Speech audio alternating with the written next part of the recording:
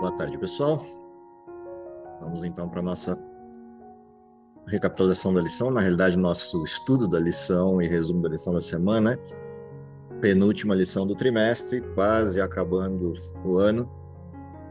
E a lição dessa semana, em particular, é uma história bastante conhecida dentro do modelo bíblico, é um dos clássicos da Bíblia, que é o livro de Esther, a história de Esther. E durante essa semana a gente vai observar a história de Esther, tendo como pano de fundo, como escopo para essa história, o que é o tema geral da lição, missão. Portanto, o olhar em específico para essa história não é o olhar da história em si, que a gente já conhece, nem os aspectos, talvez, pessoais da história ou relativos ao povo de Israel, mas o olhar em específico para essa história de Esther e Mardoqueu, ou Mordecai, depende da tradução bíblica que você usar, é perceber o comportamento deles e as coisas que acontecem dentro de um processo in, intercultural ou de um processo transcultural, que é o olhar da lição dessa semana, continuando a abordagem das duas últimas lições, principalmente, que tinham a ver com alcançar os não alcançados, com esse olhar transcultural de pregação do evangelho. Então vamos ao título da lição. Bom, o título da lição é o nome dos dois, Esther e Mordecai. Vamos ao verso, quem pode me ajudar? Farei também com que você seja uma luz para os gentios, para que você seja a minha salvação até os confins da terra. Isaías 49:6. Ok, eu vou pedir que, em específico, neste texto, a gente abra a Bíblia e volte um pouquinho e leia a partir do verso anterior, ou dos versos anteriores, só para a gente ter o contexto desse verso.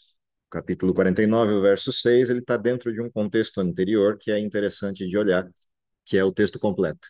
E tem tudo a ver com essa questão do ministério transcultural ou da pregação do evangelho ao mundo inteiro. Então, se puder me ajudar lá, Isaías 49, pode pegar a partir do verso 4, que a gente já tem o contexto para esse texto. Mas eu disse: tenho me afadigado sem qualquer propósito, tenho gastado minha força em vão e para nada. Contudo, o que me é devido está na mão do Senhor, e a minha recompensa está com o meu Deus. E agora o Senhor diz: aquele que me formou no ventre para ser o seu servo, para trazer de volta Jacó e reunir Israel a ele mesmo, pois sou honrado aos olhos do Senhor, e o meu Deus tem sido a minha força. Ele diz: para você é coisa pequena demais ser meu servo para restaurar as tribos de Jacó e trazer de volta aqueles de Israel que eu guardei. Também farei de você uma luz para os gentios, para que você leve a minha salvação até os confins da terra. Assim diz o Senhor, o Redentor, o Santo de Israel, aquele que foi desprezado e detestado pela nação, ao servo de governantes.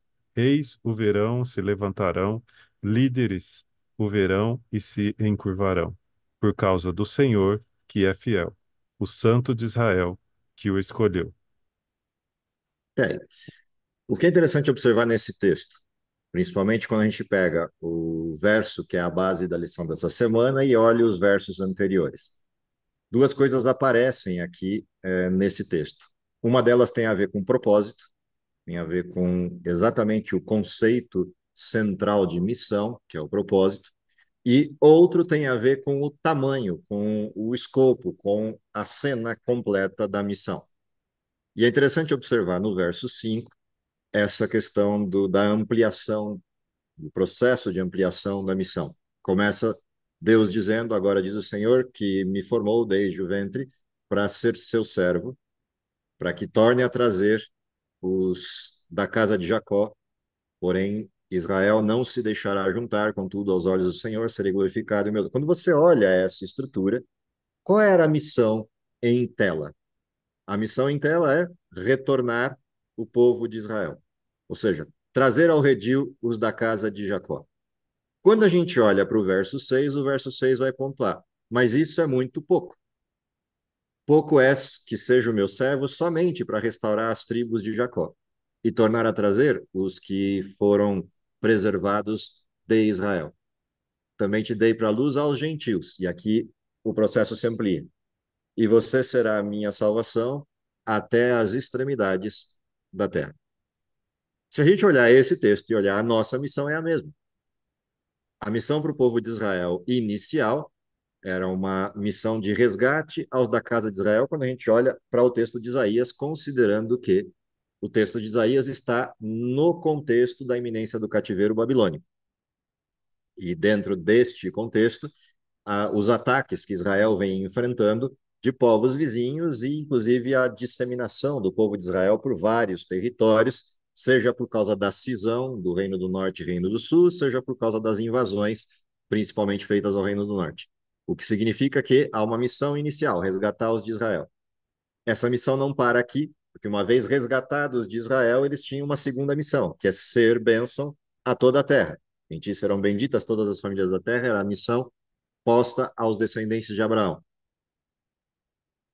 Deus olha para Israel e diz: é muito pouco que vocês só façam isso, resgatem os de Israel. Eu quero que vocês levem salvação aos gentios e vocês sejam salvação até a extremidade da terra. Neste contexto, vem então a história de Esther e Mardoqueu, com elementos interessantes quando a gente pensa que a missão é de fato no mundo inteiro para ser executada e, portanto, será transcultural, ainda que a gente não desejasse.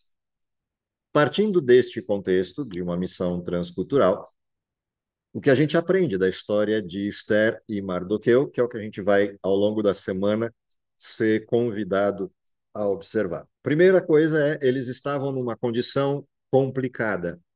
Diferente de um desenho de ministério voluntário saindo de um lugar para ir para outro, eles estavam ali, dentro deste contexto, contra a vontade. Tinha acabado o cativeiro babilônico, passado o processo do cativeiro babilônico, se a gente olha essa estrutura. Eles ficaram durante muito tempo presos à Babilônia, depois vem a libertação dentro do governo Medo-Persa, e depois, dentro da sequência do modelo, alguns dos israelitas ficaram, permaneceram no território persa. E dentro desta condição começam a acontecer algumas variações em termos de comportamento. Embora eles não tenham voltado a ser escravos, eles eram vassalos de um reino, de um império. Estavam libertos para voltar para Jerusalém, mas ainda como vassalos do Império Persa. E, portanto, os que permaneceram dentro do contexto dos persas permaneceram até certa medida como vassalos mesmo, porque estavam numa cultura estranha, vivendo num país estranho e, obviamente, debaixo de todos os elementos que estar nesta condição implicaria. Não eram necessariamente escravos, não eram necessariamente prisioneiros mais, em função da libertação, mas estavam dentro de um contexto complexo de domínio imperial. Os sujeitos centrais dessa história, ou seja, quando a gente olha a estrutura central, essa estrutura central remete a um tempo anterior, que é o tempo de Daniel e o povo de Israel cativos de Babilônia e cativos da Medo-Pérsia na fase inicial até a libertação. Esse histórico faz com que o processo de missão nesse território seja mais complicado. Complicado porque você tem um reino estranho, um reino com condições diferentes e numa percepção de cultura que é uma percepção de cultura inferior. Eu tenho um reino que olha para Israel e para os israelitas como uma cultura inferior. Esther e Mardoqueu vivendo ali passam por um contexto específico da história que a gente conhece, que é o casamento de Esther com o rei. Este movimento que leva ao casamento dela com o rei começa com uma coisa estranha: cultura e desenho local. O rei está lá e, numa reunião de líderes do reino, ou talvez até visitantes estrangeiros nessa reunião, o rei resolve exibir sua esposa e manda que sua esposa compareça e ela se recusa a fazê-lo. Lembrando que isso tem todo um contexto cultural. Essa exposição não era uma exposição qualquer, ou seja, não era só ela entrar na sala de reuniões e se apresentar: oi, tudo bem, sou o Vasti. Essa não era a questão. Culturalmente, essa apresentação significava literalmente uma apresentação completa, em que ela deveria entrar, se despir da sua roupa ou já entrar sem, e se expor diante de todos. E ela se recusa a fazê-lo. Ao se recusar, vocês conhecem a história, o rei se ira, ela perde o seu posto de rainha, sai do contexto palaciano e, dentro dessa estrutura, entra a história de Esther, quando o rei busca uma nova esposa. O que essa história nos mostra sobre as dificuldades de estar nesta região? As dificuldades de estar nessa região é que não havia opção para Esther. Uma vez que o rei a escolheu e o rei determina o casamento com ela, não existe a opção. O que mostra alguns aspectos importantes do modelo desta missão em específico de Esther. Ela começa com um processo de ausência de opção e tem que acreditar naquilo que é a promessa de Deus de proteção e cuidado. Ao mesmo tempo que, a partir desse momento, ela está exposta, tanto ela quanto seus familiares estão expostos diante dessa nova condição. Mardoqueu, por sua vez, vivia dentro da cultura palaciana como um servo, um ajudante no palácio, um colaborador dentro da corte. E, portanto, ele guardava certa condição de tranquilidade ali. Mas há uma coisa interessante na história de Mardoqueu que começa a mostrar o motivo dessa lição aparecer, dessa história aparecer no contexto que a gente vem estudando.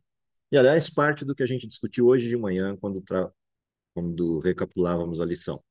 A integridade de Mardoqueu é o grande ponto em tela nesse movimento da história de Esther. Ou seja, Mardoqueu era reconhecidamente um sujeito de justiça, de sabedoria e de integridade, tanto na sua atividade palaciana, quanto na sua condição de devoção a Deus. E ele olha para essa história toda e entende que, apesar das circunstâncias, apesar das dificuldades, apesar do contexto, Deus está por trás das coisas que estão acontecendo. E essa é a parte interessante do processo. Mardoqueu era íntegro, íntegro o suficiente para perceber a voz do Espírito quando, naquele contexto da escolha de Esther, ele percebe uma oportunidade a favor de Israel, uma oportunidade a favor da missão. E a ação de Mardoqueu não é um processo maniqueísta ou um processo humano, mas é um processo de percepção da voz do Espírito. E isso mostra uma coisa importantíssima para o processo das missões.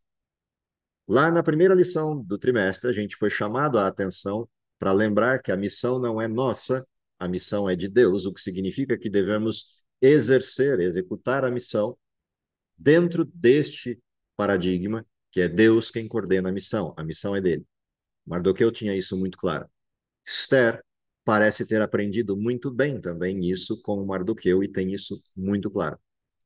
O testemunho de Mardoqueu na corte, ele se dá em duas direções importantes. A primeira parte, quando ele alerta o governo de uma rebelião interna e esse alerta permite que o rei permaneça vivo, porque os rebeldes foram identificados e Mardoqueu é parte dessa cena, dos que identificam e alertam o que estava acontecendo.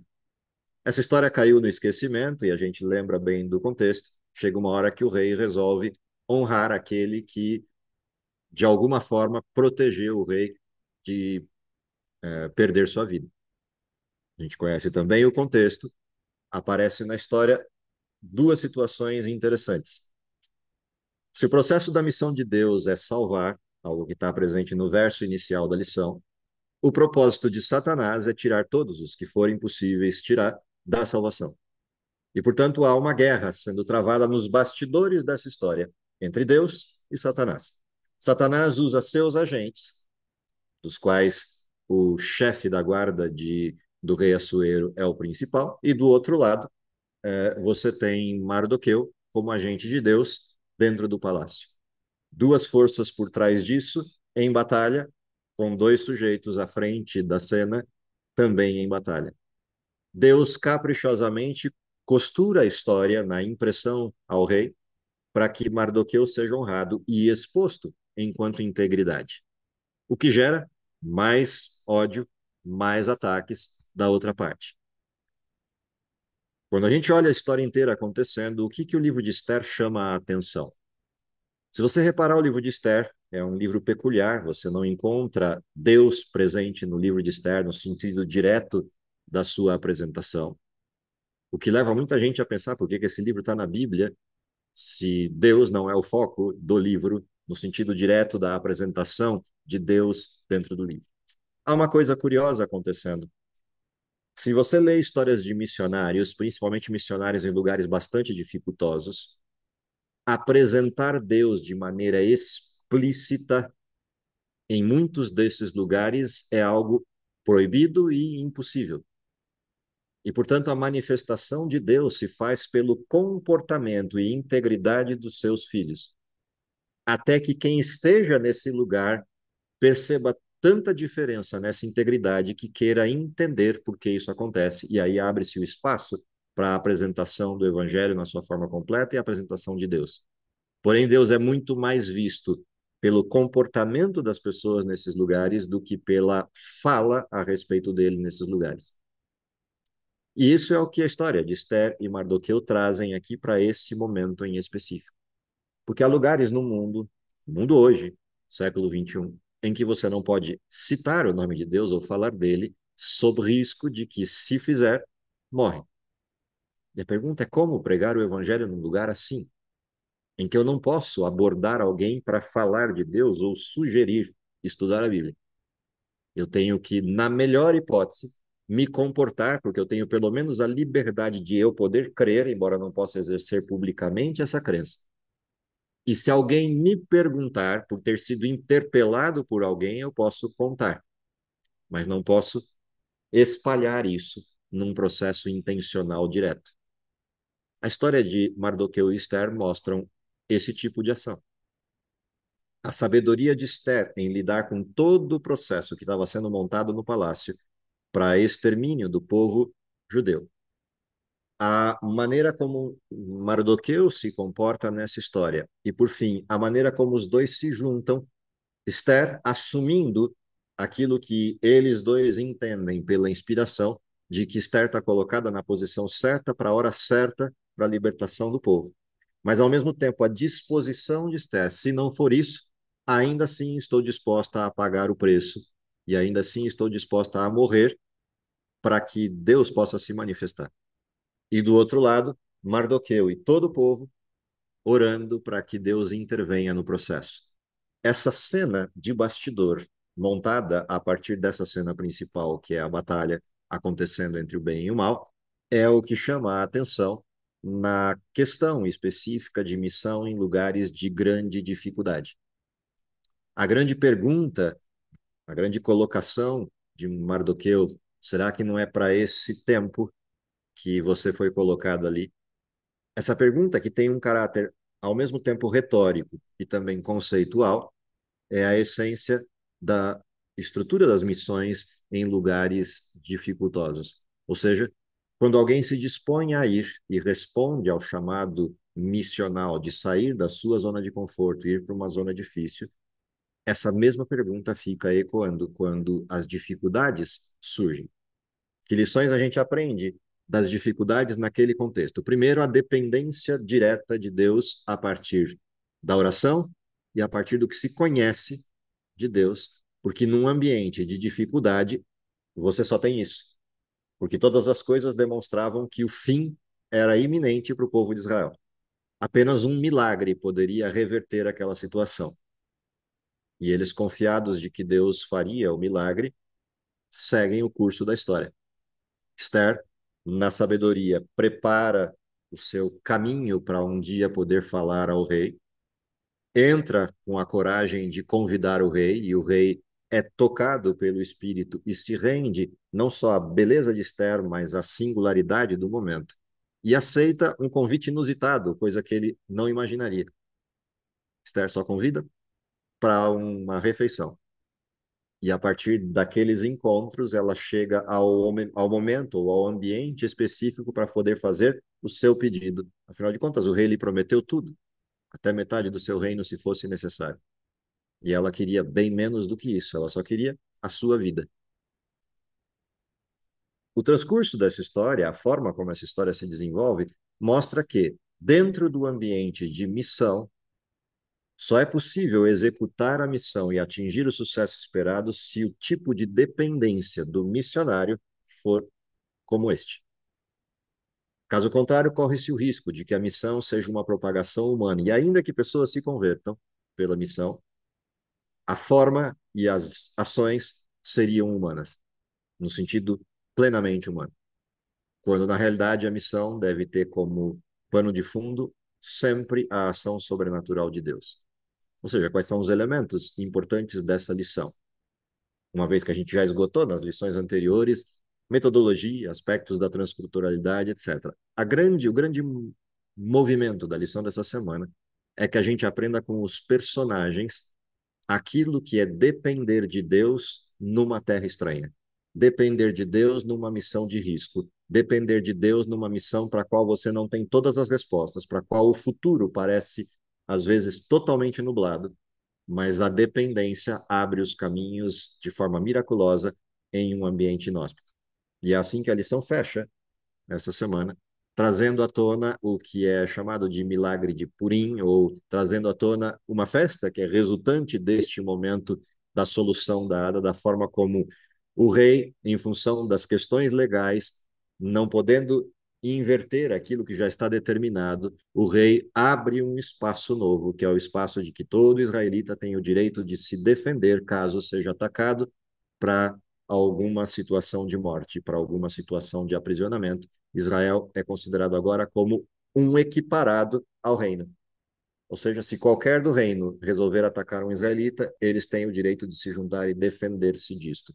E o resultado é, a partir desse decreto, a festa em Israel, e as pessoas que eventualmente poderiam atacar Israel recuam, entendendo que não vale a pena, e o processo se extingue, mesmo a lei não sendo mudada. O que mostra que Deus atuou não só em Mardoqueu e em Esther, mas atuou também no rei, do mesmo jeito que a intervenção lá atrás. E isso faz lembrar de um pedaço da história do livro de Daniel. Se a gente lembrar de Daniel capítulo 10, o anjo Gabriel deixa muito claro para Daniel de que ele esteve atuando com Ciro e de que na carona disso veio Cristo para resolver o problema, porque o Ciro não baixava a guarda e não atendia às ações de Gabriel.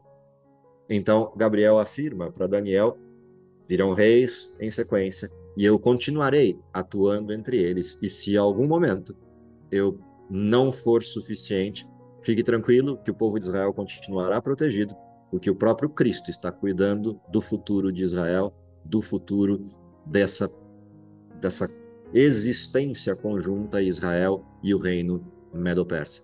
E isso é o que a gente vê no livro de Esther. Há uma apresentação, ainda que velada, ainda que oculta, da presença do nome de Deus no livro de Esther. Ele fica evidente do começo ao fim do livro como aquele que vai costurando a história, porque os dois personagens principais da história manifestam um comportamento de dependência absoluta de Deus. Ou seja, a grande lição desse contexto da história de Esther e Mardoqueu para a gente é dependência. Para que a missão seja de fato de Deus e executada a contento, a dependência é o ponto principal. Para que possamos ouvir a voz de Deus e a missão conclua-se com os resultados esperados. Espero que esse relembrar da história de Esther essa semana nos permita essa condição de recuperação, de percepção, de perfil do missionário, lembrando que missionário aqui não é só aquele que vai às terras estrangeiras, mas é o missionário no contexto de que todo mundo que nasce no reino de Deus é realmente um missionário. Caso contrário, tem alguma coisa falhando nesta estrutura da conversão. Portanto, dependência, comunhão com Deus, ligação com Ele, ainda que isso pareça distante em certos momentos ou seja velado em certos momentos, é a forma como a missão se executa. Deus abençoe vocês, que tenhamos um estudo agradável, uma leitura que certamente será agradável, porque o livro de Esther é um livro fabuloso de leitura, e a gente perceba esses aspectos e principalmente incorpore esses aspectos como parte do nosso comportamento. É o meu desejo para todos vocês e para mim. Vamos orar? Querido Pai que está nos céus, te agradecemos pelo dom da vida, te agradecemos porque temos a oportunidade, num tempo crucial da história, de reproduzirmos aquilo que foi o comportamento de Esther e de Mardoqueu como representação da tua bondade, da tua misericórdia e principalmente da tua perfeição num mundo que carece de referenciais. dá que pelo nosso testemunho pessoal de comportamento e prática do Evangelho e integridade, pessoas possam ser tocadas a entender e buscar a Deus, é o que lhe pedimos por Jesus. Amém.